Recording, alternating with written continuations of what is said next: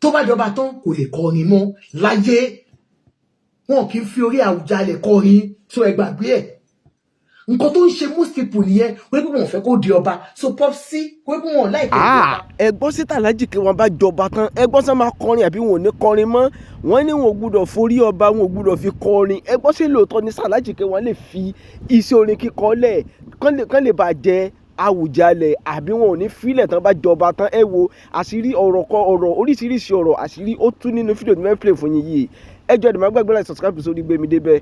ẹni tí ò tó mẹ́bí tó bá jọ lórí ẹbí kí wọ́n ní àwọn sọ nípa tí Wasiu Ayinde wọ́n bá pè mí pé kí n ṣọmọ Jàdíàrà ló bá tán kí àlàyé yìí kó lè wáyé. wọ́n ní nípa bàbá wa Ọ̀túnba Lateef Owóyẹmí ipò yẹ kí tó mọ̀ wípé ọmọọba làwọn o ṣùgbọ́n ìdílé ọmọbìnrin ni wọ́n nílé ọba. ó bá tán. wípé ìbéèrè táwọn fẹ́ béèrè wípé ìjọ tọ́ nídìílé ọba wípé ọmọbìnrin ló máa jẹ olórí ń bẹ nígbà tí àwọn ọmọkùnrin wà ń bẹ.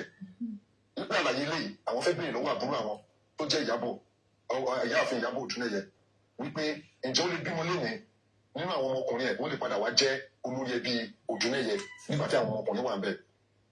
wípé tẹ́lẹ̀ yóò bá lè ṣẹlẹ̀ ó ní láti túmọ̀ sí pé gbogbo àwọn tí wọ́n díje oyè yìí wọ́n láti mọ ilé láti pinlẹ̀ wípé foundation tí wọ́n fẹ́ fi yan Àwùjalẹ̀ tuntun yìí foundation yóò gbọdọ̀ wọ́ wípé ẹni tó bá tọ́ ẹni tó bá yẹ gẹ́gẹ́ bí àgbálé tó jẹ́ ọmọkùnrin ilé ló yẹ kó wà lórí oyè. eléyìí ó ní láti jẹ́ ẹ̀kọ́ tá a máa dì mú gidigidi nítorí pé ọ̀rọ̀ ìní ìtàn ọ̀la ni wípé tá a bá ṣe báyìí wípé we are writing another history tí ó kọjá ẹnu àlà tó bá jẹ́ lọ máa rí bẹ́ẹ̀ lọ kí ni ìdí tá a ṣe ń blame àwọn fún ipá wọn sáì fún Wasiu Ayinde wípé gbogbo àwọn ọ̀rọ̀ méjì táwọn sọ nípa Ọ̀gbẹ́ni Dòkun Ajídàgbà yìí àti Ọ̀túnba Lateef Owóyẹmí tó bá jẹ́ pé irọ́ làwọn pa wípé kí wọ́n bọ́ sí àwùjọ kí wọ́n wá búra nípa ẹ̀ wípé kò rí bẹ́ẹ̀ wọ́n wá fi Ọlọ́run bá búra. wọ́n ní pé àti àgbàgbé ni wípé kí ló fà á tó já sí pé nígbà kan tí Àwùjalẹ̀ tó jáde lánàá tó sọ pé Ọ̀túnba Owóyẹmí òun ò lè jẹ ọba Dàgbúrè torí pọ́njọ́ ọmọbìnrin ni. kí ló fà á tí Ọ̀gbẹ́ni Dòkun Ajídàgbà àti Owóyẹmí tí wọ́n gbé Àwùjalẹ̀ àná àti Ọ̀túnba Ṣòbòmí lọ sílé ẹjọ́ nípa pé wọ́n fi wọ́n jẹ oyè olórí ọmọọba nítorí pé wọ́n jẹ ọmọbìnrin kí wọ́n wá dé tẹ́pọ̀ ọmọbìnrin náà ló tún wá jẹ olórí ẹbí nínú ẹbí Fúṣẹ̀bùwà níbi tó délé ni. òkè so Ọ̀túnba Ṣòbòmí ọmọbìnrin ni wọ́n ṣe rí pé wọ́n ń tú ìtàn oríṣiríṣi òkè. gbogbo àwọn olùdíje àtàwọn ọmọye mọ̀ wípé tí wọ́n bá fẹ́ jẹ́ kí wọ́n gbé àwọn sórí àpèrè ó láti ní foundation tó tóbi ó láti ní foundation tó dáa wípé ká má wo owó ká má jẹ́ wo òkìkí wípé ọmọ ìdígi ọkùnrin ló máa ń jẹ olórí ẹbí kì í ṣe ọmọbìnrin. wọ́n á ní pé àgbà láàyè nínú ìdílé Fúṣẹ̀bùwà àti Jàdíàrà ó jẹ́ ẹ̀kọ́ tó yani lẹ́nu wípé ẹni tí kì í ṣe ọmọ ọba ó wá ń fi wá lábẹ́ ó ń gba owó lọ́tún gba mọ́tò lọ́sẹ̀ láti rí wípé wọ́n jẹ ọba ní ìdílé Fúṣẹ̀bùwà. wọ́n lè jẹ́ wá tọ́ pàápàá jùlọ wípé afẹ́jọba àjọba ló wá fà á kí àwọn ọmọ òye kan kọ́ máa pín mọ́tò kọ́ máa pín owó kọ́ máa pín oúnjẹ. wọ́n wá. bàbá tí ń feel bad wípé kíní yóò kò dọ́dọ̀ àwọn ìyẹn bàbá ẹ̀wò bodò ẹ gbọ́ wọ́n ní gbogbo àwọn ọmọ ọba ní àwọn olórí àwọn head of the family àwọn mọ̀lẹ́bí olórí mọ̀lẹ́bí wọ́n ní wọ́n ti ń gba mọ́tò lọ́dọ̀ àwọn contestants wọ́n ń gba mọ́tò wọ́n ń gbalé wọ́n ń gbowó. Normally we all know like I said earlier on ipò dídú ọba wọ́n máa ń náwó olówó ló ń jọba.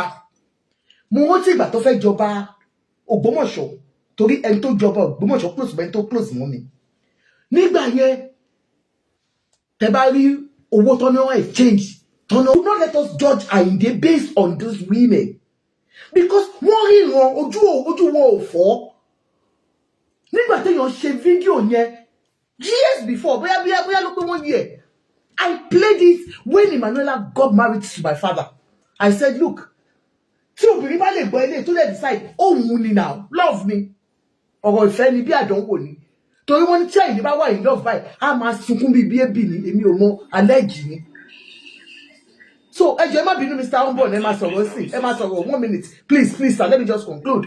So please every one of us let's face what we are facing. Is Ayinde entitled to this throne? Ẹ̀yin go attack. Stop attacking him based on his personality, based on his past events of women. Tackle you this ṣé ó lẹ́tọ̀ọ́ sí oyè tó ń jà yìí ṣọmọ ìdílé tó lòun wà ní ìyẹn gangan ni good ó yẹ sọ̀rọ̀ Mr. Obon àbí Esmond lè ní. Hello, my own little contribution is because mo mọ̀ pé there is no doubt kí àwọn tó súnmọ́ Alhaji Wasiu Ayinde kan máa sí lórí platform. Somebody had actually said wọ́n ti dà wọ́n yàn síta lóríṣiríṣi. But nǹkan tó fẹ́ fi ṣe ni pé advice tó fẹ́ fún Alhaji Wasiu Ayinde ni pé àwa tá à ń sọ̀rọ̀ yìí Ìjẹ̀bú ni wá both father side both mother. Once you come on board tó bá ti mute máa drop ẹjọ ẹ máa sọ̀rọ̀ lọ sà.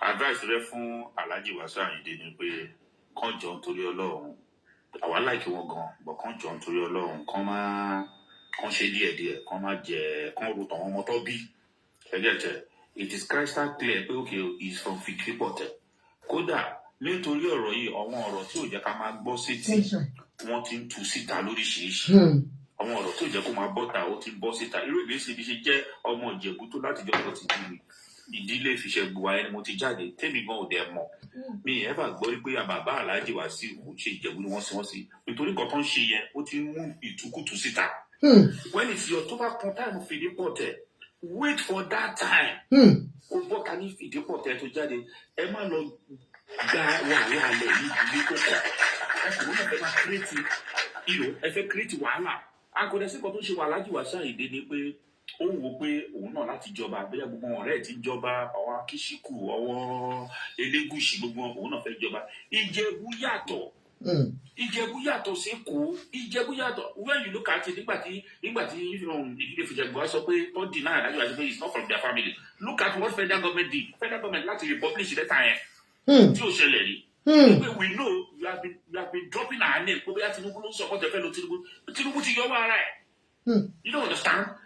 Ìjẹ̀bú burú débi tó yẹ pé ẹmọdún tó yẹ kí Ìjẹ̀bú ti gba state ni Ìjẹ̀bú state tó yẹ ọdún tó yẹ kó ti gbà ni Ìjẹ̀bú òkè wọn kọ ìwọ̀ sí pàtàkì Wasiu jẹ ọba yẹn wọn kúkú ya mọ ìjà òjàlẹ níjẹ̀bú yẹn ni that's what we are saying so level tá Alhaji Wasiu ọdún mélòó ló kọ́ máa fi pé 70 just take your time ẹ ní sùúrù èyí tẹ́ ti jẹ́ náà kọ́lọ́ kó fa àlùbáríkà sí ẹ wo àwọn ọmọ tẹ bí àwọn ọmọ tẹ bí ẹ wo tiwọn gbogbo tó bá tẹ bá ṣe Ọlọ́run àdá yìí sí ẹ dàgbà ẹ ṣe gbẹ ọ máa fún kọ burúkú kọ fún máa pẹ wọn ọmọ yín ẹ má da ìdílé ẹrú ẹ má da Ìjẹ̀bú rú Ọlọ́run á ṣe gbogbo ẹ nírọ̀rùn fún ọ Alhaji Wasiu náà Ọlọ́run á dá sí àwọn tó fẹ́ jọba náà ẹni tó bá jọba àwa náà tá a sọpọ́ọ̀tì náà Ọlọ́run á dá wa sí dáadáa ló bá ṣẹlẹ̀ Ìjẹ̀bú dáadáa ló bá ṣẹlẹ̀ ní Nàìjíríà pẹ̀lú gbọ́lọ́ọ̀bà that's my only two comments. Thank you so much ẹ ti rí sí ẹ rí Mr. Esmond bó ṣe give fún mi ẹ ṣe dáàdi wa ẹ sọ̀rọ̀ jẹ́ ẹ sọ̀rọ̀ sir Prince. Gbogbo ẹ̀yọ́ ọba ọlẹ́kàrà òjìrì jẹ́ kí n sọ ní kan fún mi ṣe nígbà tí bàbá wa ọdún ìṣà àbánájẹ́ fún mi ọjọ́ orí kọ́ ṣe rí kó òdúdú àṣẹ́rí tó gbẹ́gbẹ́ mo súnmọ́ oúnjẹ àṣà dáadáa ṣe ẹ bẹ́ẹ̀ ká sọ àṣà wa nù ẹ bẹ́ẹ̀ ká sọ ìṣe wa nù kéku lè kéke bí eku kéye lè ké bí ẹyẹ kọ́mọ èèyàn náà lè fọ́n gbé ọmọ èèyàn.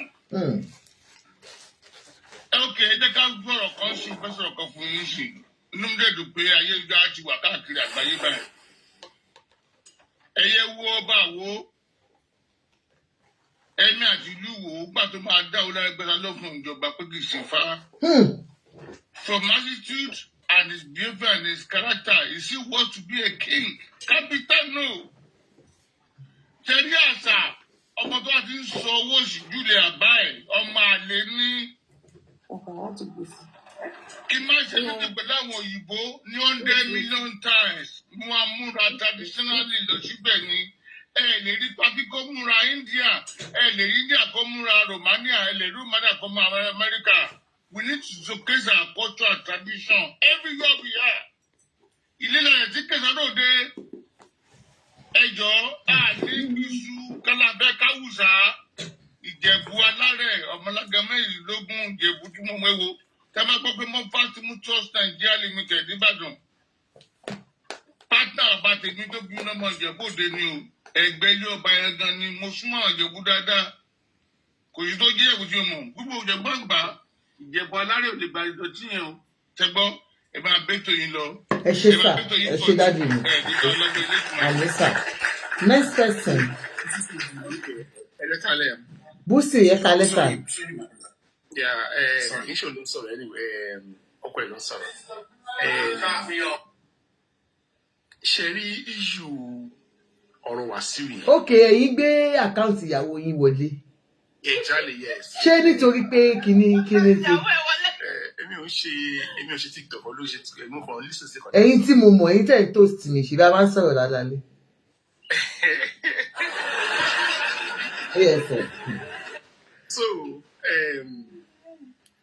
Wàsíù, right? Fùṣẹ́gbùwà, they were not ambiguous. All were very clear. Wọ́n dẹ̀ ṣàlàyé nǹkan tó ṣẹlẹ̀ níbẹ̀ yẹn. The only thing tí ó work against Wàsíù ni pé Ìjẹ̀bú-Òde, they were very structured. Every family head ló wà registered, meaning that any Tom, Dick and Harry kọ̀ọ̀kan lè sign form fún yàn. Wàsíù ní ìyá bàbá òun ló wá láti Fùṣẹ́gbùwà, right? And Ogun State Ownership Act ti Ìjẹ̀bú-Òde state that láti jọba níjẹ̀bú-Òde ó gbọ́dọ̀ jẹ́ ọmọkùnrin or kó jẹ́ àbídàgbà. Two, tí yóò bá sí méjèèjì yẹn ni wọ́n ṣẹ̀ṣẹ̀ wá bọ́ sí orí ọmọ obìnrin. Tí Wàsíù bá tiẹ̀ jẹ́ pé ọmọ lẹ́ẹ̀ni lóòótọ́ ó ti ní ìyá bàbá òun náà bí síbẹ̀, meaning that ó ti force third priority. Wọ́n kọ́ wọ ọmọkùnrin á wo àbídàgbà. Àwọn ló ń pè ní àbídàgbà níjẹ̀bú-Òde. Àwọn ní family ẹni tí ọba bí sórí ìtẹ́. Tí ò bá belong sí you fall into third. So Wàsíù fúnra rẹ̀ Fìdípọ̀tẹ́ ni bàbá ẹ̀, ibẹ̀ ló ti jẹ́ ọmọkùnrin. Nǹkan tó kàn push yìí is just unfortunately that is unnecessary. Kò third category kan ló wà. Wọ́n sì gbà tó máa wọ 1, 2 tó bá rí kó tó wá sí orí tiẹ̀. That is not the accept pé ọmọbìnrin. But the issue náà tó sọ fún mi pé lẹ́gbàá tó ti ń kọrin kò tí ì fi ilé yẹn kiri ẹ̀ rí until last week. Ló ṣe sọ pé òun Fìdípọ̀tẹ́ òun tún Fùṣẹ́gbùwà. So tí wọ́n sì bá jọmọ ilé yẹn mo trust ẹ̀ láti fi kí ara ẹ̀. So for me, he's a very qualified, competent person láti jọba tó bá jọmọ ilé yẹn. Kò sí nǹkan tó disqualify ẹ̀. Career ẹ̀ yàtọ̀ to the top of his career. Tó bá jẹ́ pé lecturer ló ń ṣe ni. Àti kọjá kìíní pàápàá professor emeritus òun ló máa jẹ́ bet. Issue tá à ń sọ ni pé ṣọmọ ilé yẹn ni ẹ̀. Thank you so much, sir.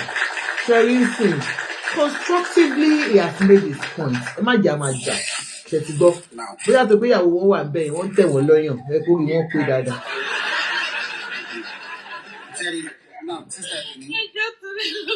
You can see what that then we pay sanity to settle now.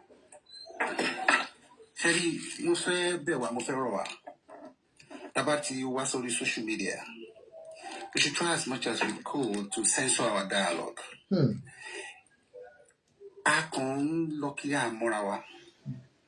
Anybody or anybody. And we only have on land by one so I can, the last 2 people don't sorrow. I mean, apart from Uncle Totua Lataro. The last person, then by Dakwara, Golo Kini Yahweh, the other guy earlier. That is how it should be. Tabali conversation, tanning. As you understand, Maba Ija, Emma tell you, Echo, Kinti, more understand. I understand your point, and I think I've said it. Don't overemphasize it. Yeah. Yeah. Ẹ jẹ́ ká wo personal, ẹ má jẹ́ ká rí bẹ́ẹ̀ ni wípé Wàsíù Àyìndé lẹ́ni. Ṣó ti ẹ jẹ́ ká wò pé bóyá just àwọn èèyàn kan tí a mọ̀ tẹ́nibọ̀dì ò mọ̀rúkọ wọn. Tí irú scenario yìí wá ṣẹlẹ̀ tó emerge. Òun lóníkálukú fi ń wò ó tó ló jẹ́ Wàsíù láṣẹ wò bẹ́ẹ̀ má jẹ́ àwọn pé Wàsíù. Now, èmi ń sọ nínú opinion mi pé ṣé kò sí possibility wípé number 1 was any who qualify for tay fine. But she was possibly be wọ́n fẹ́ da ẹbí tí ó kàn wọ́n fẹ́ dà wọ́n kàn dà wọ́n lédè rú. Pé tí wọ́n bá da ẹbí tó kàn lédè rú. Ṣé ẹ mọ̀ pé òfin kan lè wà tó máa sọ pé òkè tẹ́yìn ẹbí yóò bá get ara yín a fẹ́ gbé kínní ìlọsẹ́bí mi. I think we've said that earlier on, sir. Somebody came in and said that. No, I said it, but I was saying it to you. I was giving the analysis. But because the personality of Wasiu Ayinde behind it, àwọn èèyàn wọn jókòó láti wò, okay, there's possibility to that fact. Wípé okay, this person tó bá da ẹbí irú, tó bá gbé lọ sí another ẹbí, tó bá wá jáde láti bẹ̀. Kí ló máa ṣẹlẹ̀? Okay, nǹkan táwọn èèyàn wá ń rò ní pé bóyá Wasiu mo fẹ́ dẹ ẹbí yẹn rú láti lè jẹ́ kọ́kọ́ gbé wá sí fìdí pọ̀ tẹ̀ mọ́lẹ̀. So you know, it is you èmi understand yín sẹ, mo understand yín. Ẹ jẹ́ fi personality ẹ lẹ̀ kó kẹ́ wá sí. Ẹ jẹ́ ká gbọ́ àwọn nǹkan tó wà tó possible tó lè ṣẹlẹ̀. Okay, sir. Ẹ jẹ́ kẹ́lẹ́ mi sọ̀rọ̀. Thank you so much, sir. Thank you. Next person.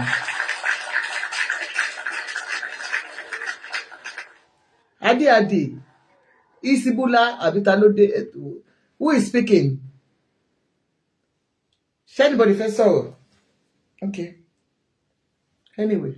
Mo ní ibi tí ẹ̀yin rojúmọ́ ní èní yẹn. Ṣé ẹ lérò pé bẹ́bù wa kò lè dùn wá?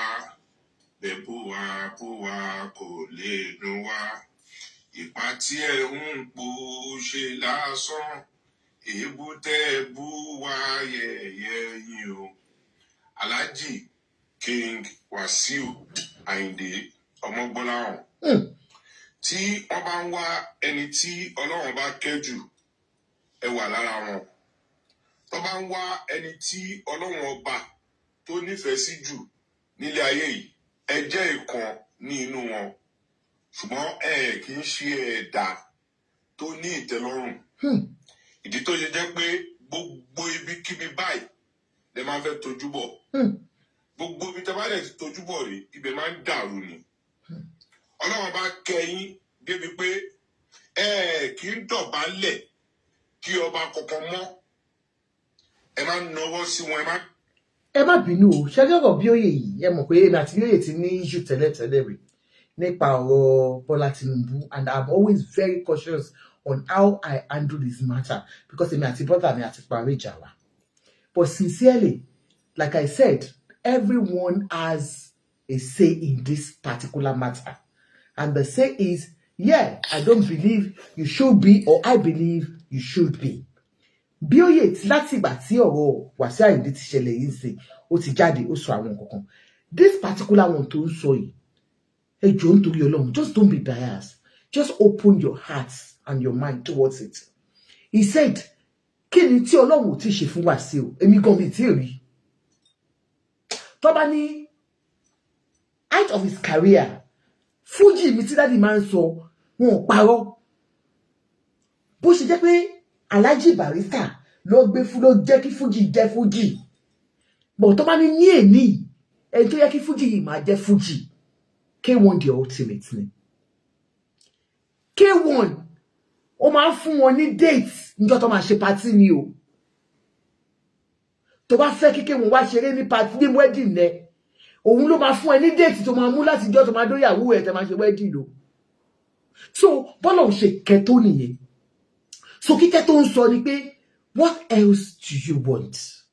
And like people said earlier on, and I really want to concur to it, when Abiola came out that time, ó ní Simbi tí ní kó má ṣe òṣèlú. N tó mú Abiola lọ di èní nìyẹn o. And àìmọye alágbára tó jẹ́ pé after tó nǹkan tó fẹ́, but the same thing that máa sọ. Mo rántí ìgbà tí bàbá wa Bọ́lá Ahmed fẹ́ di president. Gbogbo náà ṣe kígbe ni pé àfọ̀bàjẹ́ ní ẹ̀ ní sùúrù. Bó ti dì. Òun lèmi ṣe sọ pé anything can happen. Okay? But gbogbo àwọn tá fẹ́ gbọ́rọ̀ man yìí, that's my brother. Please open your heart to it. Is he saying the truth? Ṣé Ọlọ́run ò tí kẹ́ Àyìndé tó? Tó bá pé lóòótọ́ èmi ìdúró lórí ìdílé yẹn o. Tí Àyìndé bá belong to that family, yeah, he's entitled to it. Ẹ jọ̀ọ́ tẹ́ bá ń dí ẹ̀jẹ̀ má bá mi mute now, ẹ jọ̀ọ́. Please, if you don't mute, I'll drop you. If he's entitled to it, ká lóòótọ́ dé ìdílé yẹn á jẹ́ pé nǹkan tó wù ú láyé ẹ̀ nìyẹn torí látijọ́ tó ti tí bàbá yẹn ti kú tó ti wọ àjà sọ́rì lèmi ti sọ pé Àyìndé máa di ọba torí àwa máa ń ṣe kí ni a máa ń fimú filẹ̀ mo dẹ̀ mọ̀ pé ó mú Àyìndé láti di ọba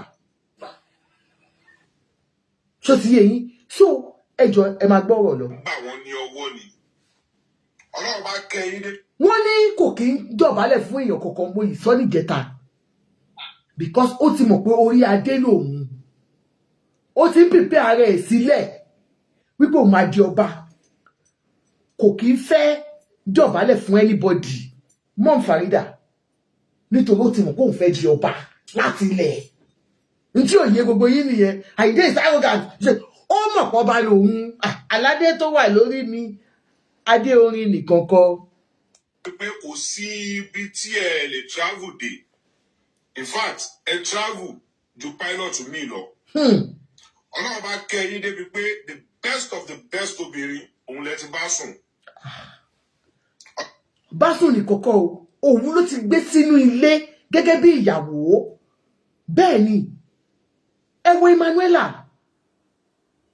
honestly when I look at that girl that lady sorry don't let me be that's not good tí bá wo obìnrin yẹn máa wò bí bàtẹ́ pé ọmọ omi bí bàtẹ́ pé ẹ mọ̀ bí kò jẹ́ pé bí pẹ́sidẹ́ǹtì àwọn Haúsá ló fẹ́ òun ni kò lè kọ́ gbogbo àwọn tí bàbá mi ti ń fẹ́ láti ilẹ̀ kò sí àṣàkù nínú àwọn ìyá wa Ọlọ́run bless Àyìndé òṣóbìnrin náà ṣé gbogbo wọn ṣe ń pariwo yìí àwọn wèrè tó ń replay voice Àyìndé oyè yín lẹ́ni tí Àyìndé bá ní ọ̀la òun fẹ́ fẹ́ wọn ọmọ àdúdé bẹ̀ ni o despite everything they've seen him performed in the past wọ́n yìí máa fẹ́ wọ́n ń tó ń bẹ̀bẹ̀ lẹ́yìn pé Àyìndé tí mi bá tiẹ̀ jẹ́ ìyàwó ẹ̀ jẹ́ nǹkan tí ẹ̀bí kan fún ẹ ṣé Bísọ́lá ojú ẹ̀ fọ́ nígbà tó ń dúró Àyìndé ni kò mọ gbogbo àwọn tó ti wà níwájú ni so it is just tó bá ní gbogbo obìnrin tó dáa ohun wọ́n parọ́ ni.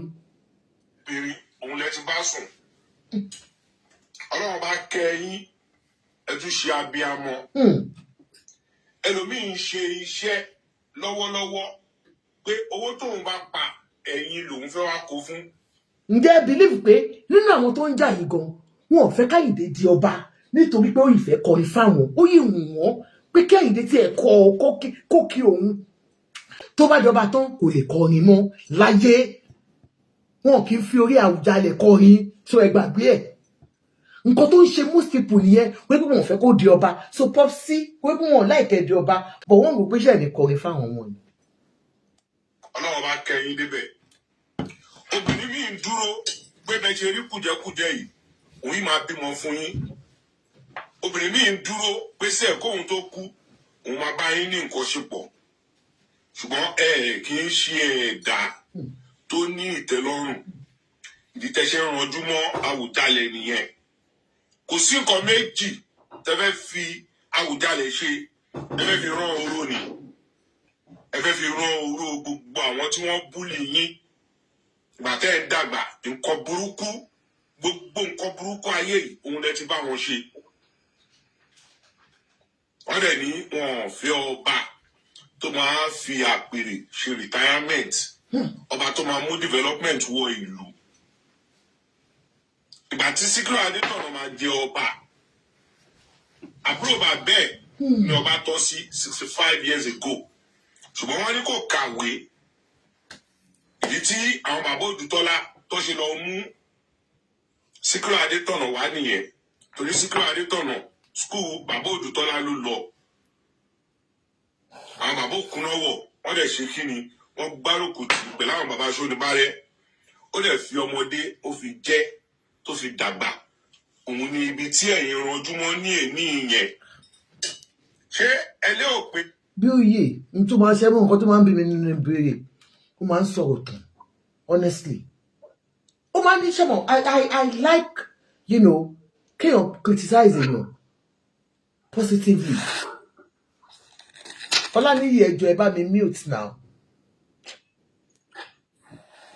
bí èèyàn máa ń sọ̀rọ̀ tán wọ́n sọ fàgbàlagbà pé wọ́n ojú máa drop yín because I can't mute you. I will drop you.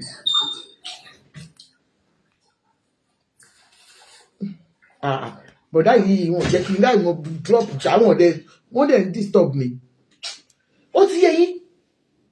Please ẹ máa take it easy tó bá ń sọ̀rọ̀. Ó yẹ máa sọ̀rọ̀. Àkúrí ní President Bola Ahmed Tinubu ni. Wọ́n wá lọ́ọ̀dì irú yín lé àwọn prominent Ìjẹ̀bú lórí àwọn Ṣọ̀tẹ̀, àwọn Adénúgà, àwọn Balógun Ìjẹ̀bú. Ṣé wọ́n wá gbé irú yín, wọ́n á gbélé wọn ní orí?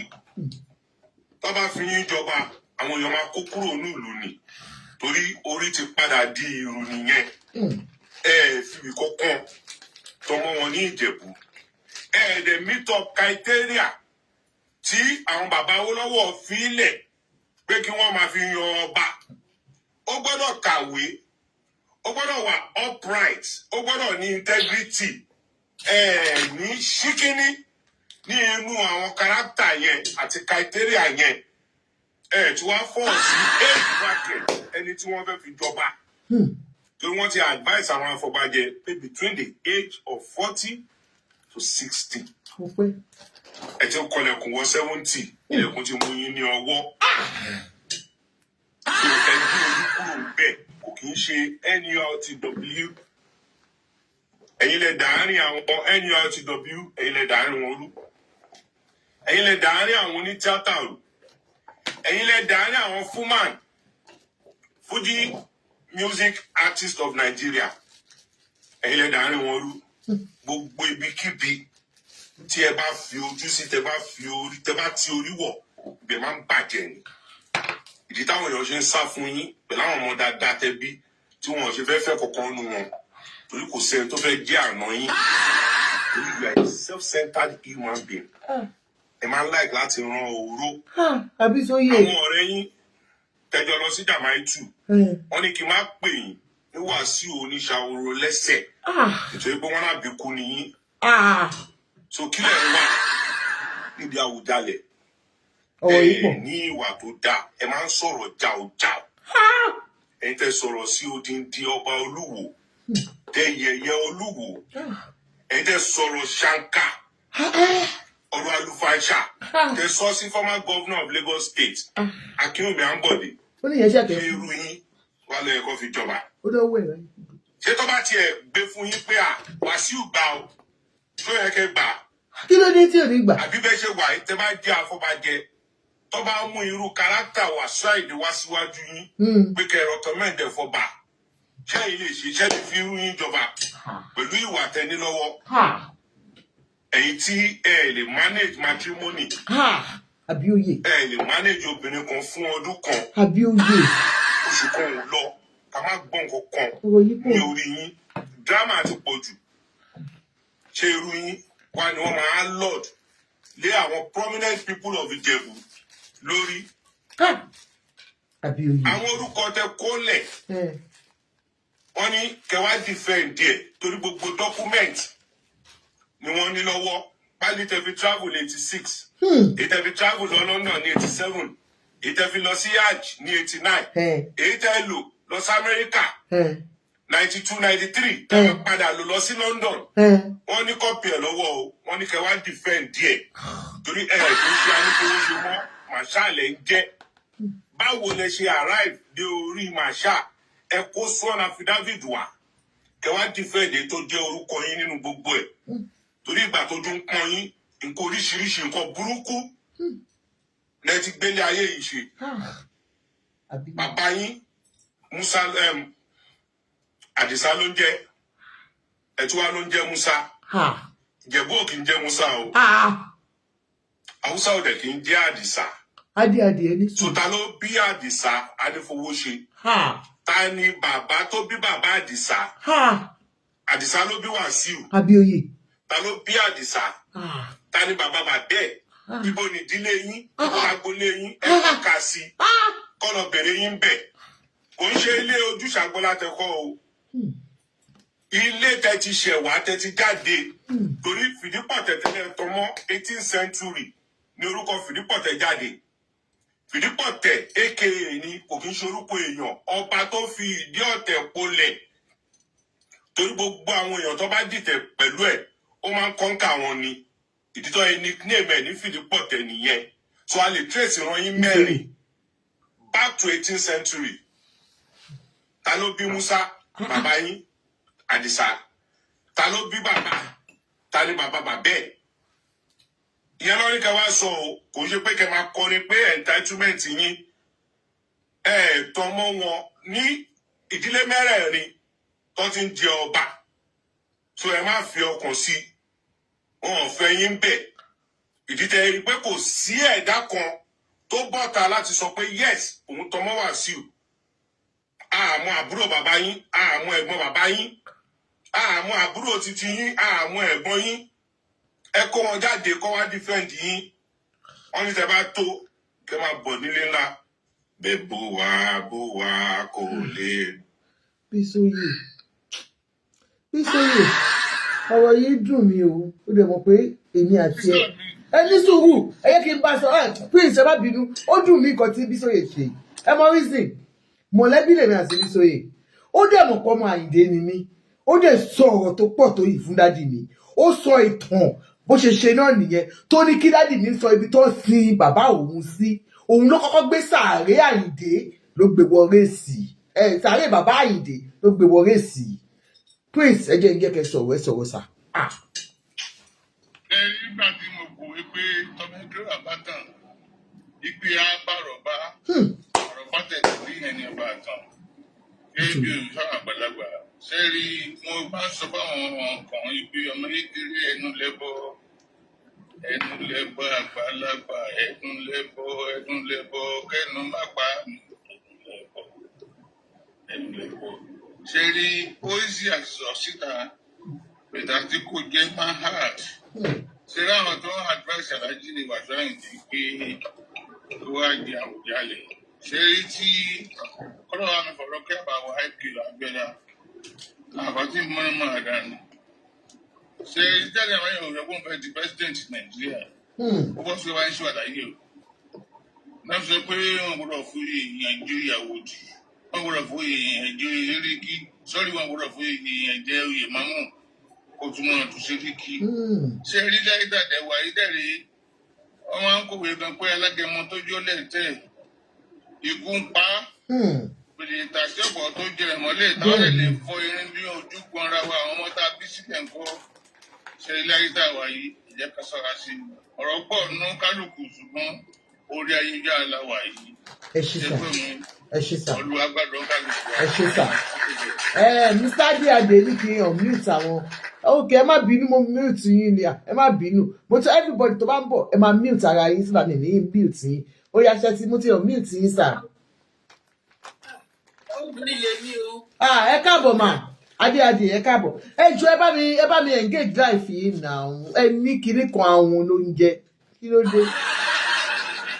Please engage this life for me help my condition. And what I do is I sell glasses. That's why I'm showcasing all. Please, they're all designers and they're affordable. Please call me. Ẹ ṣé ẹ máa sọ̀rọ̀ lọ mọ́ mi wá.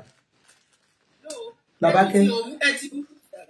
Anyway, so nǹkan tẹ́mi kàn fẹ́ sọ níbẹ̀ ni pé ọ̀rọ̀ tí ọmọ bàbá yẹn sọ ó jẹ́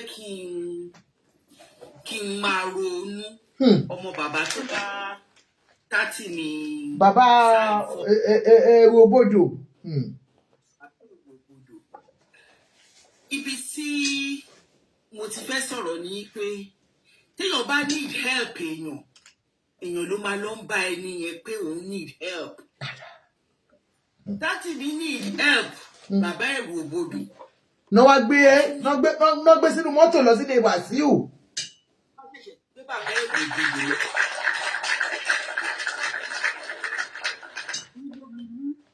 Ó kọ mí lóminú gan-an nítorí pé mo wá rí i pé ṣé kìí ṣe pé a fẹ́ máa lo agbára. Ohun yìí jó ohun tó sweet sí mo mọ̀. Adébíyí aláṣọ àdúrà àbí sísìn ẹ káàbọ̀ mà.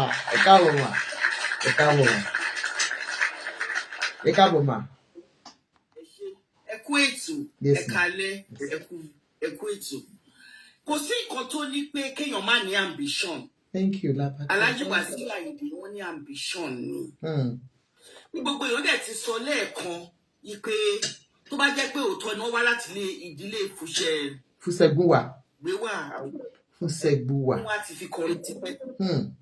But a ní ká má wo personality, but a tún ká wo character. Ẹni tá a fẹ́ fi gbé. Ẹ jẹ́ ká gbàgbé nípa personality wọn. Ká wá wo character. Character tí wọ́n gbé jáde yìí.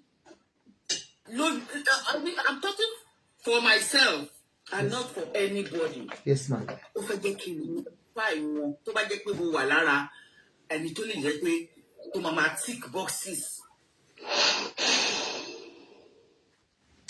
Pride of the highest study. If you need something from me, I expect you to come for me. Because when I give you that thing, I might be the one that will be coming to you and be saying, oh, nothing, you're just got to obey. But when you now command the person to come to your own house, you are the person that needs something from this man. Character tí mo fẹ́ kí gbogbo wa ká wò ń bẹ́ẹ̀ nìyẹn yìí pé tí bàbá yìí bá wá dé ibi tá a ní pé nǹkan fẹ́ lọ yìí irú ìṣàgbára wo náà máa lọ lò níbẹ̀.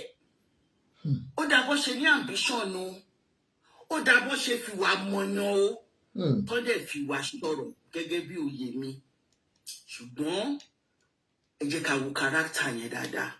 Mi ò ní sọ jù bẹ́ẹ̀ yẹn lọ. Ẹ ṣé gan mọ́mì wa. Thank you so much. Thank you. Èmi náà ti sọ gbà tá bẹ̀rẹ̀ program mo ní ìgbà tí bàbá bọ́dà wa tó kàwé fún bàbá wọn yẹn tí wọ́n béèrè pé wọ́n ní help bàbá yín èyí lè ti wá gbé àwọn èèyàn lọ wọ́n ti ẹ̀ sọ fún bàbá gan wọn ò dárúkọ ẹni yẹn fún wọn wọ́n kò gbé wọn sínú mọ́tò ẹ tó fẹ́ jẹ oyè ìdílé wọn wọ́n wá gbé wọn lọ sínú mọ́tò lọ bàbá kò dáa ẹ tó wá débẹ̀ kẹ́ tó wá mọ̀ pé Wasiu Ayinde ni it says a lot. Thank you so much, ma. Next question. Ẹ̀yin tí mo mute ẹjọ́ ṣé mo ti ẹ sọ̀rọ̀ ta ni mo mute ṣé mo mute yín ẹ yẹ kí n mọ̀ tí bá mute yín kẹ́ lè sọ̀rọ̀. Ọlátúnjí, are you speaking? Have I muted everybody?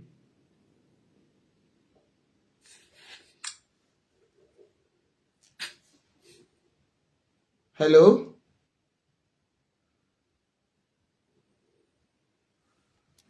Starboy?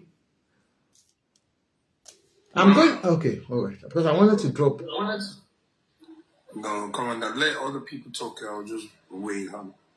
I'm just listening. No, you can't listen. I'll drop you because if you don't have anything to say. Don't worry. Don't worry. I don't want to say anything. Okay, sir. I'll drop you then. Okay? All right, no problem. All right. Next person, please.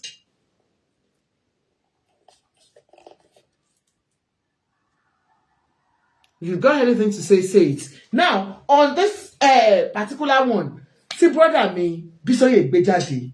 A rí àwọn nǹkan tí Bisoye gbé jáde tó sọ tó yẹ pé ó wà hurtful to me because personally, you all know, you know my stand. I can't lie. Adunwola, are you speaking? Because you know. Personally, it's somebody I will always stand for. But sincerely, nti Bisoye sọ yìí, ṣé òótọ́ ni àbí òótọ́ kọ́? Ọlátúnjí tó Ọlọ́run, God, I don't know how to. I don't know. Ọlọ́run ju ẹ̀dá lọ. Ọlọ́run ju ẹ̀dá ṣe fẹ́ sọ̀rọ̀ ni, mo ti fẹ́ gbìlẹ̀. Yes, all right, ma. Ẹ sọ̀rọ̀, ma. Ẹ kú ètò. Yes, ma. Ó ga. Sherry, ó ṣe mí láàánú fún Alhaji Wasiu Ayinde K1.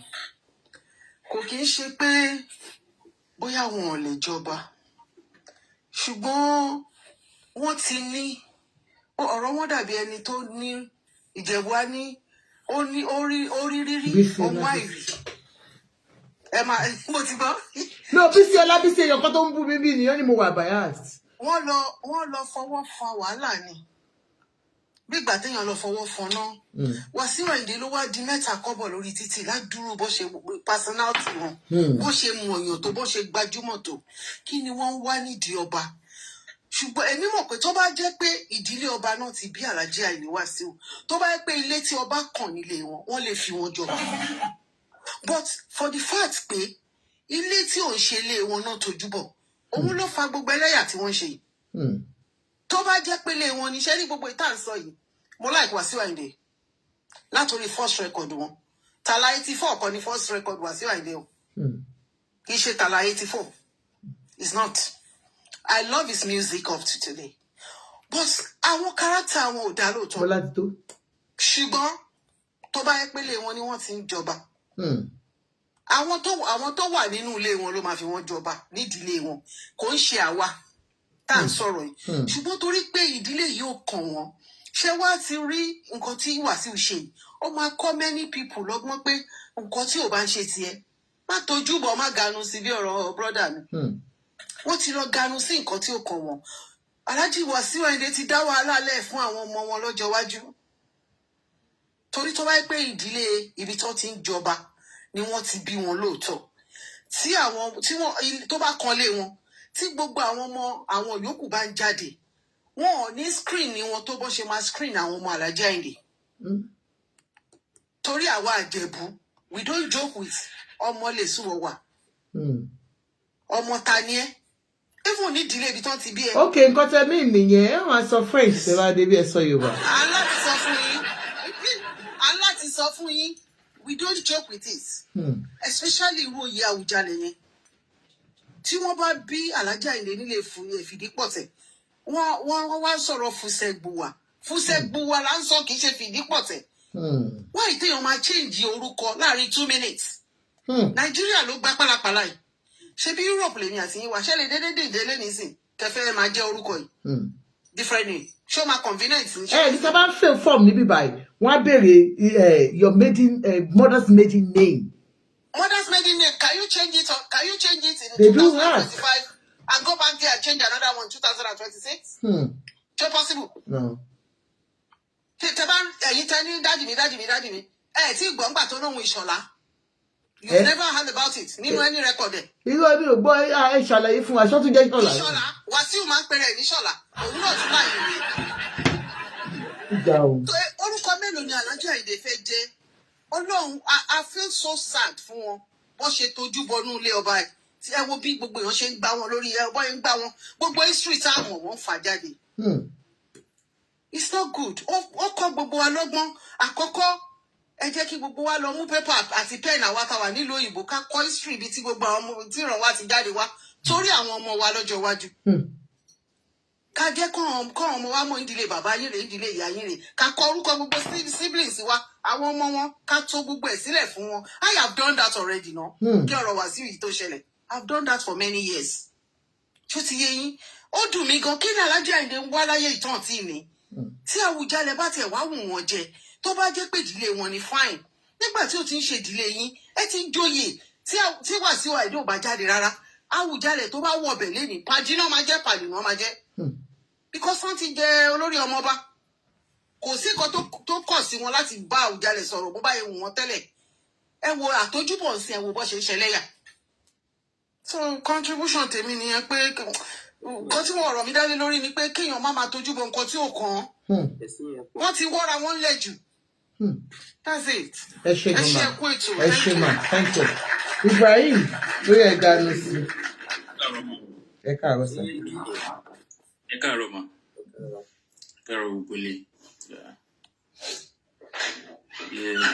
Ẹni fẹ́ gbọ́ mi. À ń gbọ́ yín ẹ sọ̀rọ̀ alábòsí èwo lẹ̀sìn yẹn kọ̀. Ṣé rí èmi Alhaji láti bàbá náà jẹ́ sí mi. Mo like personality Alhaji orin wọn tí máa fẹ́ sùn tí máa rọrùn sùn tí máa ti pè òun máa sùn tí máa dẹ̀dẹ̀ sùn lọ tí máa fẹ́ jí ṣàrà pè òun ẹgbẹ́ sẹ́gbẹ́ mi yálà ọ̀bẹ máa jí kì í ṣe like orin wọn tó bọ̀ mí like personality but pátá Alhaji ṣe I don't know because tẹ́yẹ̀ bá ti over bọ́tì ilé ìfowópamọ́ àbá ìpè dáàdì mi ẹ jọ̀ọ́ kọ̀tẹ́kọ̀tẹ́ ṣe yìí ẹ jọ̀ọ́ ẹ try to stop ẹ ṣẹgẹ so nǹkan tára di ṣe I don't know because ọ̀rọ̀ tá à ń fà lé ní ìsìn ọ̀rọ̀ ọjọ́ ọ̀la ni especially fún àwọn tó bá ń bọ̀ lẹ́yìn aláàjì dẹ̀ náà pé wọ́n ti bí àwa lọ́mọ tó yẹ pé àwa náà máa padà débi kan jọ kan tó jẹ́ pé àwọn àjẹrò pé bí wọ́n ti sọ bóyá tó sọ̀rọ̀ tó ti sọ lọ Ìjẹ̀bú dẹ̀rẹ̀ wọ́n jókòó pẹ̀lú ọmọ lè sí ọwà èsì iye rẹ̀ èsì ìbá rẹ̀ wọ́n jókòó pẹ̀lú ẹ̀ o tó bá fi hàn pé èsì rẹ̀ èsì ìbá rẹ̀ tó bá fi rí pé èsì iye rẹ̀ èsì ìbá rẹ̀ is uncalled for in fact ẹni yẹn in fact asọ́fà díẹ̀ o asọ́fà díẹ̀ tó bá di pé èdè sí tó bá di pé èsì àbá àbí èsì ìyá ẹ̀ no. èèyàn lè sọ̀rọ̀ lórí ẹ̀ so ebi kan máa rọ aláàjì pé in fact I don't know gbogbo nǹkan táwọn ọkọ kan sọ pé ìlà fún òwèrè yẹn kò lè dé kò ń ṣètì bíi ti Jẹ̀bú o kò dẹ́ ṣe bíi ti Àwùjalẹ̀ tó yẹ pé over 50 ọbaas ló máa wà ní ọ̀dà Àwùjalẹ̀ over 50 ọbaas ló máa wà lọ́dà Àwùjalẹ̀ irú ìyàwó wọ́n fi ń fi wèrè wò kò ń ṣe community kò dẹ́ gbókè rárá Àwùjalẹ̀ ju pé ìlà fún òwèrè so owó tàlájì gbé wá yẹn kò yẹ kó gbúrò ọwọ́ yẹn wá I'm sorry to say because tẹ́bá ní pé fìdípọ̀tẹ̀ ní àti ẹ̀gbọ́n pé jẹ́ fìdípọ̀tẹ̀ Fisẹ́kù wà ní from time tẹ́mi ti ń gbọ́ orin yín because orin yín lèmi fi ń pass time lèmi fi enjoy life tèmi so mi ever rí pé kán kíra mọ́ Fisẹ́kù wà rí not now tó yẹ pé láàrin ni pàtó lè rí pé everything is set ẹ̀rẹ̀ wá fẹ́ wá kó dá náà kò dá but nǹkan tí nǹkan máa rọ aláàjì mi kàn máa dúpẹ́ lọ́wọ́ aláàjì ni pé mi tó máa dúpẹ́ ní part kan ni pé aláàjì ó jẹ́ kí world especially everybody ní Nàìjíríà mọ̀ pé tróònù Àwùjalẹ̀ kò ṣe tróònù kékeré kò ṣe tróònù bébì mo fi ẹni pẹ́lú ọkọ̀ tó bá jẹ́ pé àwọn ni aláwọ̀ èèyàn pè lọ́ mi fi what is that Àwùjalẹ̀ mo wá sọ fún àwọn ọ̀tọ́jú mo ṣe é explain fún wọn ṣé mo kọ́ ní pèèyàn King Charles pé kò easy so kò ṣòye kékeré so àwọn náà dẹ̀ mọ̀ but mo believe pé wọn mọ̀ kó máa lọ tó yìí bóyá kàn ní káwọn kan try ni but ó ti wá lọ ju nǹkan táwọn ẹ̀gbọ́n expect lọ but èmi dẹ̀ máa rọ̀ wọ́n pé torí ọjọ́ ọ̀la àwọn ọmọ tó máa tún bí tọ́wọn ọmọ náà máa bímọ mo try mo wá rọ̀ wọ́n pé kán ṣe kán try láti correct nǹkan tó ṣẹlẹ̀ yìí because àgbàlagbà ni wọ́n kò sẹ́ni tó lè ṣàṣìṣe kò sẹ́ni tó lè tí ò dẹ̀ lè bọ́sítà kó sọ pé nǹkan tó ń ṣe yìí nǹkan o ẹ má bínú o ẹ jẹ́ ká sọ pé ká máa ṣe kí ni ká máa continue ká máa gbé Ìjẹ̀bú lárugẹ lọ because nǹkan tó ń ṣe yẹn ọjọ́ ọ̀la lọ́ ṣe lẹ̀ fún kọ́sà aláàjì gẹ́gẹ́ bí ọkùnrin ibi tí ìwọ yẹn sọ mo gbọ́ fídíò yẹn báyìí mo ń gbọ́ aláàjì lè gbọ́ ọ ṣáà máa gbọ́ nǹkan báyìí ṣá wọ́n lè jẹun because màtí mo gbọ́ clip yẹn èmi kò wò pé tí máa jọ màláàjì máa pe ẹ̀gbọ́n sóyè ẹjọ́ clip èwo lẹ gbọ́ tó ìjẹ́kẹ̀jẹ́ plate on sí. ẹ ṣé Bísóyè máa ń pa ìtàn ni Bísóyè is a wicked boy. èmi ò mọ tó bá tẹ̀jẹ́ bẹ́ẹ̀ gan tí máa jọ màláàjì máa pe ọkùnrin sóyè pé ẹ̀gbọ́n ẹjọ́ tó lọ kí dáàdì mi ṣe fún tó yìí máa bẹ̀ wọ́n ni máa bẹ̀ wọ́n ni because ó ti pọ̀ jù èmi ò gbọ́ lè rí. ó tún ṣàlàyé pé wọn ò sin bàbá wọn sí ó ní wọ́n sin sílùú pé bí mo bí tí Bísóyè ti gbọ́ ìtàn Bísóyè mo lọ ti gbọ́ ìtàn yẹn. ó ti pọ̀ jù mú kọ̀ra aláàjì ẹni tó bá dẹ̀ súnmọ́ wọn ó ṣe pọ́rọ̀ ọjà àyè nífẹ̀ẹ́ wọn Jẹ̀bú Òde àyè nífẹ̀ẹ́ wọn ọmọ Jẹ̀bú làwà so orin wọn àlè mi lè ṣe má gbọ́ kọ́ńjọ kan bá try láti bóyá kan bọ́sítà kan sọ̀rọ̀ lórí ẹ̀ kán jẹ́ ká gbàgbé ẹ̀ ó ti pọ̀ jù káwọn èèyàn yìí máa bú wọn mọ́ aláàjì òṣìṣẹ́ ni kò kéré náyé wọn kéré náyé bí wọ́n fẹ́ dé tán dé ẹ jẹ́ ká gbàgbé pé wọ́n tẹ̀ ń lórúkọ kan wọ́n ṣe kíní kan ìyẹn tẹ̀ ti lọ bọ́ ti bọ́lá láti fẹ́ dé tán dé èlé lọ́ fẹ́ kà lórí tró yẹn no aláàjì so kọ́ńtẹ̀ torúkọ wọn ṣe torí ọjọ́ ọ̀la ọmọ wọn ti débi kankan tàbí táwọn ibi tí àwọn dé wọn mọ̀ ti débi wọn ti dé bẹ̀yẹ kan bẹ̀ so àwọn ọmọ náà máa fẹ́ wọ́n lè gbàdúrà ká àwọn ọmọ náà kọ́ ga jù wọ́n lọ with name dẹ̀ ló máa fi débẹ̀ pé yes kí ni orúkọ bàbá ìwọ ni for that history gọ́sẹ̀ ẹ̀kọ́ ó máa rí dípò èèyàn gọ́sẹ̀ ẹ̀kọ́ ó máa fún yàn ní bad luck so ẹ jọ ẹni tó bá mọ̀ wọ́n ló bá lè ríṣi wọn wọ́n tẹ̀ láti jáde kọ́ bá kọ́ sọ̀rọ̀ kọjọ́ ká unite padà kí nǹkan máa lọ bó ṣe lọ ẹ ṣe sà so gbogbo àwọn tí ní dádì mi ẹgbọ́n máa yẹn wọ́n náà wọ́n lọ́ọ̀bù yín gan pé Bísóyè ti sọ̀rọ̀ jù Bísóyè ní wọn mọ bí tó sin bàbá yín sí wọn náà sin bàbá yín sí ìlú Péjú nílùú ìyàwó ẹ̀ wọ́n ní ẹ̀ ń jáde ń sìn orúkọ oríṣiríṣi lẹ ti lò ṣé lóòótọ́ ni ẹ má bínú Ibrahim ẹ káàbọ̀. Ẹ káàárọ̀. Ẹ káàárọ̀ sà. Ẹ káàárọ̀. Kálàfíà ni o. Ok, ṣé kámẹ́rà ló sọ̀rọ̀? Kamara ló sọ̀rọ̀. Kamara, ẹ káàbọ̀ sà. Kamara. Kamara, yes. Ok sà. Ẹ ṣé gan ni o, olóòtú, àdúpẹ́ lọ́wọ́ yìí. Ṣé rí mo, I take time láti listen, although I'm not from Ìjẹ̀bú, but I have so many Ìjẹ̀bú friends. And I live in Korodu, and which is part of Ìjẹ̀bú. No. So, and aside from that, for those of us who are students of history, Ìyá Òjàlẹ̀ ìṣòye kékeré, ìṣòlẹ̀ abúlé, tó wá já abúlé kan ní ẹni bí ẹ máa jẹ́ni owó dá ẹgbẹ́ tó fẹ́ lówó bẹ̀ta àwọn kẹ́kọ̀ọ́ wà tó bá ṣe gan wàhálà ló máa dá sílẹ̀ lọ́jọ́ iwájú. Tí wọ́n bá fi owó ṣe wàhálà ló máa dá sílẹ̀. Ṣáà tí ìmọ̀ gratitude nǹkan tí àbí gravity nǹkan tí Alhaji ṣe ó dìgbà tí Àwùjalẹ̀ tán bá bó ṣe lọ báyìí Alhaji ò lè jẹ́ Àwùjalẹ̀. Ẹni tó bá dẹ̀ jẹ́ Àwùjalẹ̀ tí Ọlọ́run jẹ́ kó jẹ́ ẹni tó ní ìdáríjì tó lè dáríjì yàn tó ní ẹ̀mí Ọlọ́run. Kí ló lè rò pàlà yóò lè jọ Àwùjalẹ̀ sà? Ẹ má bínú sà, Kamara, Kamara. Kí ló dẹ̀ rò bẹ́ẹ̀? Ibi tó dé yìí, kò yí politics ò lè ṣe mọ́. We go and say I respect Ìjẹ̀bú people for one thing. They are standing firm. Ẹ máa tọ́ra yín. Ok. Tradition ni. Ok, ẹ jẹ́ ká máa wò. Ẹ jẹ́ ká máa wò. Tradition ń fẹ́ follow. Okay. Tradition ń follow. For what we say so far. Tó bá jẹ́ nǹkan tí owó máa ṣe ni kò ní dariwo tó báyìí. Mo gbọ́. I can tell you. So kudos to the Ìjẹ̀bú. Ẹ mọ̀ nǹkan sà, màá pè yín tára wa ṣe oyè. Màá pè yín, máa invite yín Kamara. Okay. Ẹ jẹ́ wá lọ síwájú ṣe rí tí eventually ẹni tó bá jẹ Àwùjalẹ̀ tí ìbá jẹ tó ní ẹ̀mí Ọlọ́run even it can cause Alhaji Àyìndé Wàsíù ní òye ọmọ olórí ọmọọba tó jẹ ó lè cause ẹ because ìtànú ẹ máa wà pé pé kì í ṣe pé tó bá ọdún pé kò kàn tiẹ̀ wá láti ìdílé tó tọ́ the ruling house yẹn what he did is criminal. Nǹkan tó lè fa wàhálà gidi sílùú ni is condemnable. Báwo ni ṣe sọ kì í ṣe nǹkan tó yẹ ká máa encourage of any how. Because ìlú is a very jẹ́rí gbogbo àwọn gómìnà tẹ́ ẹ sọ kò sẹ́ni tó fẹ́ kí ìlú túmọ̀ lórí o. Ìjẹ̀bú ìṣèlú kékeré kan tó kàn lè ní ẹni la fẹ́ fi sí. There will be problem, and if there is problem in Ìjẹ̀bú there is problem in Ogun State generally. So, like the last speaker said, to you actually, to not to don't then appeal to everybody. To my offend, Lori Kelly, I know he has offended some people. Not that they retaliate, not the one do because they definitely. Eventually, Àwùjalẹ̀ will supersede Olórí Ọmọọba Ìjẹ̀bú. In fact, you have to work with him. So, what he did is not good, and that's the professor. That's what I will say. Bàbá mi Kamara, ẹ ṣé gan sà, but mo fẹ́ bi yín question kan. Tí wọ́n bá lè mú claim tó gbé jáde wípé less ọmọọba mo mọ̀ pé gbogbo wa ti sọ pé Fìdípọ̀ Tẹ̀mọ́lẹ̀ ló máa ń pera wọn tẹ́lẹ̀. All of a sudden wọ́n di Fùsẹ̀gbùwà. Tí wọ́n bá prove pé ọmọ ìlú yẹn làwọn, ṣé wọn ò ní right nǹkan tẹ́mi fẹ́ kà sọ lálẹ́ yìí. Ẹ jẹ́ kí n sọ kìíní kan fún yín, ẹ jẹ́ sọ kan fún yín. Ọba Ìjẹ̀bú iṣẹ́ kò sí proof kan tó fẹ́ proof. Kí ìjọba abúlé náà proof wo lẹ fẹ́ proof?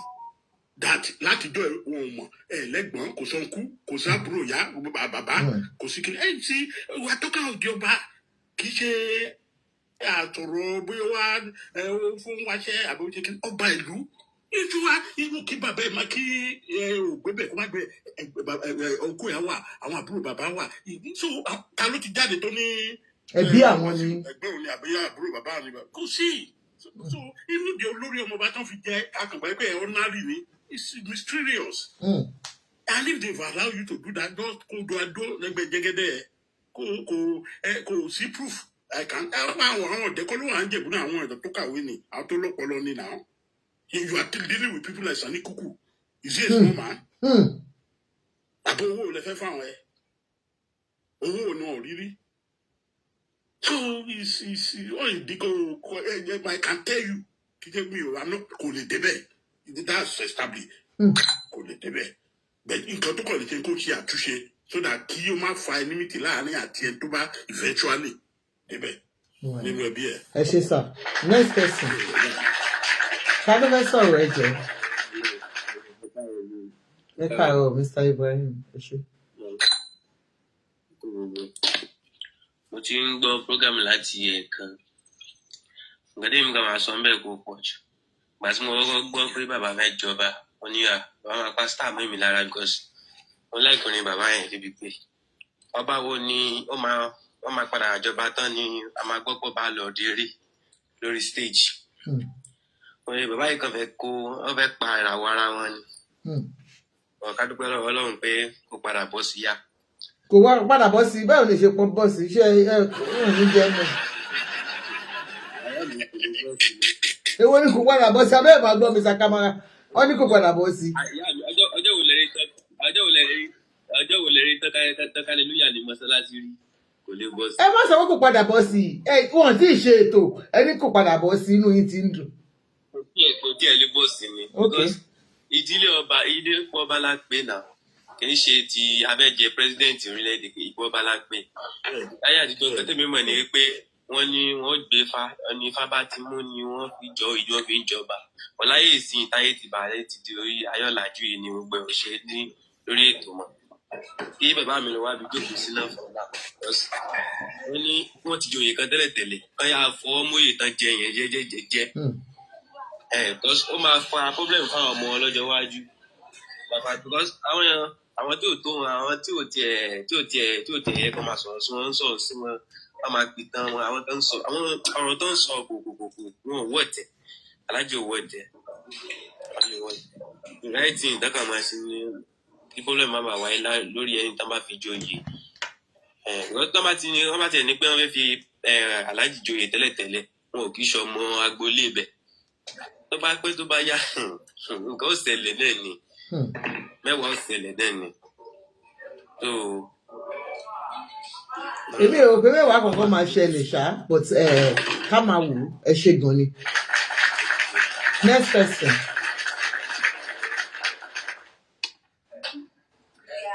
Next person AI. Ola, are you speaking? I'll drop it. Okay, sir. Ẹ kálẹ́ sir. Ẹ kúkú lè dá. Sẹ́rí tèmi sọ ní ọ̀rọ̀ tí ò ní ẹ̀kọ́ ni pé Alhaji Wasiu Ayinde Ọlọ́run fún wọn lókìkí, ó fún wọn lówó, ó fún wọn yìí. Gbogbo nǹkan tí ò bá ti tọ́ sí yàn téèyàn bá ti ń fi agídí fà á tó ń fa agídí wà. Tó lérò pé gbogbo nǹkan náà lèèyàn lè fi owó àtagbára àti ipò wá. Ẹ̀tẹ̀ ló máa ń gbẹ̀yìn. Torí ńgbà wọn ti ẹ̀kọ́kọ́ fún wọn jẹ olórí ọmọ ọba ipò tó lágbára ńgbà yẹn náà ni àdúgbò ló lágbára tán jẹ oyè bá náà. Mo sì bàbá ìwòsì lè máa kọrin mọ́nítọ̀. Wọ́n ń gbàdúrà àwọn olórin tó tẹ̀lé wọn lẹ́yìn wọn. Ọjọ́ ọmọ lẹ́yìn wọn ti gbà wọn lókùn tí ó dẹ̀ máa ṣe orí olóṣèlú. So mo fi làákàyè gbé mo fọkàn ń bá ló mo rí pé Alhaji Ayinde ò fi eré lẹ̀ bọ́ndúbọ́ndú àwọn olóṣèlú tí wọ́n mọ̀ lẹ́ máa ta wọn gbogbo ẹsẹ̀ mà gbogbo ẹ̀ náà ṣe rí greediness náà greediness wà lára Alhaji Wasiu Ayinde. Greediness in what sense? Pé nǹkan tó belong sí mi mo fẹ́ jẹ́. Ayò sẹ́rí àtẹ̀yọ̀ bá fẹ́ tọrọ èèyàn kí ẹ̀ nífẹ̀ẹ́ èèyàn wà o èmi gan nífẹ̀ẹ́ wọn mo nífẹ̀ẹ́ orin wọn tó bá sọ pé orin wọn 100% bọ́ ti wá wọn ẹ ṣàkàfọ́ láì pé à ń jẹ́ ọmọ kúnlẹ̀ tí ń tọrọ lọ́wọ́ Ọlọ́run wọ́n tọrọ òkìkí wọ́n tọrọ owó wọ́n tọrọ gbajúmọ̀ ṣùgbọ́n ìwà ṣàkàfọ́ láì mi ò dájọ́ wọn Ọlọ́run ò fún wọn níwà bí àwọn ọ̀tọ̀rọ̀ ni bẹ́ẹ̀ Ọlọ́run fún wọn wà Ọlọ́run èdè kì í fún yàn gbogbo nǹkan pín gbà míì bẹ́ẹ̀ tó bá jẹ́ bí ó ṣe lówó yẹn tí wọ́n lọ́lá tí wọ́n lókìkí tí wọ́n ní gbajúmọ̀ tí wọ́n lẹ́sẹ̀ bẹ́ẹ̀ tó bá wá nímọ̀ náà ní ìwà náà mọ̀ 100% tí wọ́n bàjẹ́ nú ayé bọ̀tọ̀ Ọlọ́run yìí fún yàn ní gbogbo rẹ̀ tán so ibi tí wọ́n kù sí nìyẹn àtàtójúbọ̀ Ọlọ́run ti kẹ́ wọn sówó la fẹ́ pè ní sépò la fẹ́ pè ní ṣé ká travel out la fẹ́ pè ní ẹ tó mọ̀yàn tó mọ president tó lè gbé kọ́ọ̀lù kó pe president anytime o lè so jọ kí lèèyàn tó ń wá ipò ọba yìí náà ní ìṣẹ̀tàn bá débẹ̀ ṣé ilẹ̀ ni wọ́n máa fi kó jọ ní àbóbìnrin ni ò láǹfààní sí àbí kí láǹfààní kí ló ń wánú ayé tọ́lọ́run ò tí ì fún pẹ̀lú ọjọ́ orí àti ibi tó dénú ayé ní Nàìjíríà lónìí. so bọ̀dọ̀ tó bá jẹ́ pé gbogbo nǹkan náà lèèyàn bá ṣe ń sojú kòkòrò sí ìbá ti lámòjú kó láyé gbogbo orí tọ́lọ́run bá fún yẹpẹrẹ ni o kí ẹ̀kọ́ wo nǹkan kọ́kọ́ mọ̀jú pẹ́ wo ìmójú mi kó ń bẹ̀ so tẹ́mi tó ń ṣẹlẹ̀ sí wọn nìyẹn nísìnyí tí wọ́n bá tiẹ̀ wá fà náà ká tiẹ̀ pé wọ́n fún wọn nípò ìlúkè típò yìí ò bá bọ́ mọ́ wọn lọ́wọ́ tí ò bá tẹ̀ wọ́n lọ́wọ́ débi pé bí mo ṣe ń wo iná kò lè bọ́ sí wọn lọ́wọ́ torí ohun èèyàn náà ni ohun Ọlọ́run bá ntọ́lọ́wọ́ bá sì ṣe náà ló máa ń gbẹnu àwọn èèyàn jáde kò sẹ́ bá wo àwọn comment section gan mo rí pé àwọn tó ń rìn bí sí wọn ló pọ̀ ju àwọn tó ń sọ pé alágbára Ọlọ́run alájí ni ó dé bẹ́ẹ̀ kínníkan ní báyà wọn olólùfẹ́ wọn àtàwọn fáṣà àtàwọn kọ̀ọ̀kan tó jẹ́ pé kò sí bó ṣe rí sáàni ìgboyè oníborúború kó mọ̀ kó àwọn èèyàn kan mọ́yàn bọ̀ mo rí pé nu àwọn tó ń sọ wípé báwo ló ṣe yẹ kó jẹ́ bẹ́ẹ̀ kò tiẹ̀ ní ẹ́fà dé bẹ́ẹ̀ kò tiẹ̀ ní jẹ́ bẹ́ẹ̀ àti comment section àti pé yàn ń sọ̀rọ̀ lẹ́nu mo rí pé àwọn tó ń hege sí ẹ̀ ló pọ̀ jù so ṣé pírẹsidẹ́ǹtì àtàwọn èèyàn àtàwọn wọ́n ń jealous bàbá mi ni àwọn wèrè ń jealous. àtàwọn tó máa wá dájọ́ yẹn náà ṣé orí tiwa náà wà kú àníkàn tí gbogbo èèyàn ń sọ lórí ayélujára àtàwọn tó hege sí so àwọn kò jẹ́ support tí ó dá wà láàlẹ̀ àti tí ó jọ kó àbùkù bá gbogbo àwọn tó bá fẹ́ fọwọ́ sí irú ẹ̀ lọ́wọ́ agbára. so ìkọ̀kọ́ náà fojú mi tó wá tiẹ̀ pé èmi ni ọba náà tuntun dé ní agbára Ọlọ́run tí màá ṣe ni pé tí n bá ti dórí ọjọ́ kejì ní kòkó dìtró ní kòkó yẹ wọ́n ní oyè ọmọ ọba náà tí ń jà wọn wálẹ̀ òdodo bẹ́ẹ̀ ni tẹ́mi ó sọ ni mo sọ bá lè mi o èmi ó yọ wọn ibì kan sẹ́mọ̀ pé bóyá àwọn nǹkan tí agbára máa ń gún yàn.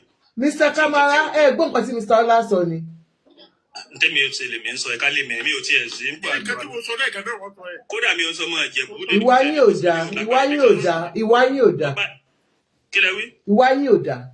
ìwà mi ò dáa ó kì í sẹ́mi pé gbogbo nǹkan máa ń gbìyànjú gàlégàlé ni bóyá ọmọ ọba tí olórí ọmọ ọba tí wọ́n fún yẹn náà ló kù tó lórí ọmọ ọba tọ́ sí ẹ̀yà sòtọ́rọ̀ ẹ̀ mọ́jú tó lórí ọmọ ọba tán fún yẹn náà ló jẹ́ ó fẹ́ lọ dupò ọba tí ò tọ́ sí.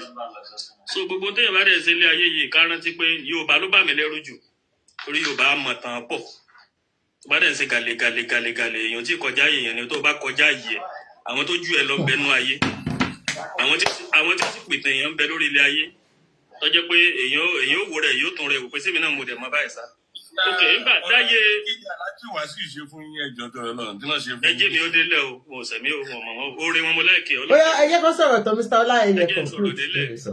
because ṣe rí pé gbogbo nǹkan láyé yìí ìtàn kò ní gbàgbé Yorùbá dé mọ̀ tán gan dáṣọ àtẹ pé ọmọ Yorùbá ni mí ṣùgbọ́n mo bẹ̀rù ń tọ́jẹ́ Yorùbá kò tẹ́ Yorùbá ń ṣe nǹkan wọ́n ń wóyàn kò gbọ́ ọdún wọn wẹ̀ nǹkan ọgbọ̀n ọdún wọn wẹ̀ ọgbọ́dún ọdún wọn wẹ̀ táwọn èèyàn sì wà láyé kódà tẹ́ ìwọ̀n tẹ́ àwọn tí ó mọ̀tàn Yorùbá tún sí láyé mọ́ àwọn tó ti sọ̀tàn yẹn fún owó tó máa sọ lárọ̀bá fáwọn tó bá wà láyé ẹ̀rọ Ọlọ́run bà mí o. ok nígbà tí Alhaji Wasiu Ayinde tí wọ́n ń tún orin rọ tó ń pe fújì ní fújà tó ń soríṣiríṣi tó sàn fẹ́ mọ̀ wọ́n sàn try láti pé nígbà téèyàn ń fọgbọ́n sọ pé